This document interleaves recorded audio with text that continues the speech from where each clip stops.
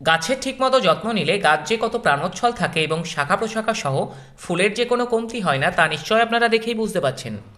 একই প্রজাতির ইনকা গাঁদা দুই রকম পরিবেশ বা পরিচর্যায় বড় হওয়া ব্যাপারটি আজ আপনাদের কম্পেয়ার করে দেখাচ্ছি। তিনটে ইনকা গাদার গাছ আমি মাটির টবে পটিং করেছিলাম, এগুলো ছাদে রয়েছে। আর তিনটে ইনকা গাদা বাড়ির উঠানের পাঁচিলে অ্যাটাচ করা সিমেন্টের টবে বসিয়েছিলাম।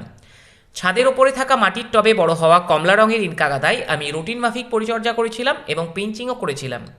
তার দরুন দেখুন গাছ কেমন হেলদি আর চারিদিকে অসংখ্য কুড়ি রয়েছে। অন্যদিকে পাঁচিলের ওপরে থাকা গাছে আমি তেমনভাবে পরিচর্যা করতে পারিনি, কয়েকবার মাত্র সার দিয়েছিলাম, পিঞ্চিংও করা হয়নি। আসলে পাঁচিলের ওপরে উঠে মেনটেন করা একটু চাপের, তাই সঠিক পরিচর্যার ওপরেই গাছের গ্রোথ, সজীবতা এবং ফ্লাওয়ারিং নির্ভর করে। ইনকা গাদা গাছের পরিচর্যা বিষয়ক বেশ কিছু ভিডিও দেওয়া আছে, সেগুলি জানতে হলে পেজ প্রোফাইলে গিয়ে স্ক্রল ডাউন করে দেখে নিতে হবে। আজ আসি তাহলে, আবার দেখা হচ্ছে কাল।